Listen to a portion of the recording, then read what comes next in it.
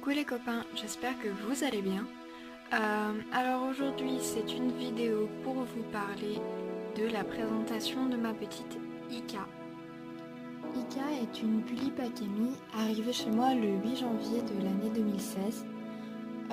Je l'ai custo d'une wig Monique qui vient d'arriver lors d'un échange qui est de couleur châtain en mohair synthétique. Je l'aime beaucoup. Et Dice Cool Cat blanc sans pupille. Cette poupée est la deuxième que j'ai gardée dans ma collection. J'y accorde beaucoup d'importance étant donné que c'était ma Pulipe Dream. Donc j'étais vraiment fascinée par cette poupée et je l'aimais énormément avant même d'avoir l'idée de la faire rejoindre ma famille. Au niveau de son personnage, Ika est une jeune fille d'environ 16 ans qui vit dans un monde complètement imaginaire. En fait, elle a une maladie au niveau des yeux qui fait qu'elle ne voit que les couleurs, mais pas du tout les formes. Et par conséquent, pour pallier à cette différence, elle a créé tout un monde imaginaire dans lequel elle emmène ses amis pour vivre en fait des choses que elle peut pas vivre.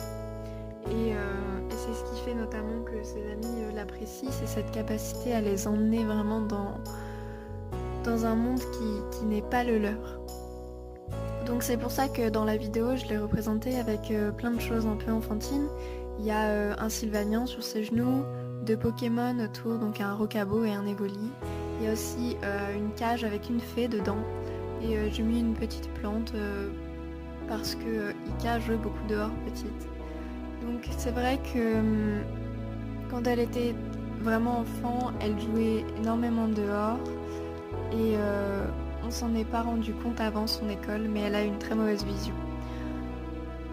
Une fois que ses parents ont appris son problème incurable au niveau de la vue,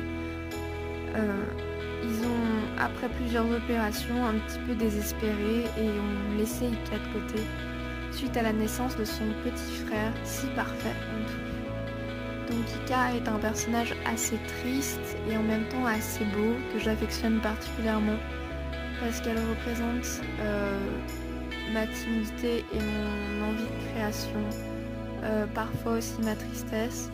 Donc elle fait mine d'être heureuse la plupart du temps, mais c'est quelqu'un de profondément triste, mais de profondément touchant. Voici donc la fin de cette vidéo, j'espère qu'elle vous aura plu et que vous aurez réussi à cerner un peu mieux le personnage d'Ika. A très bientôt les petits loups.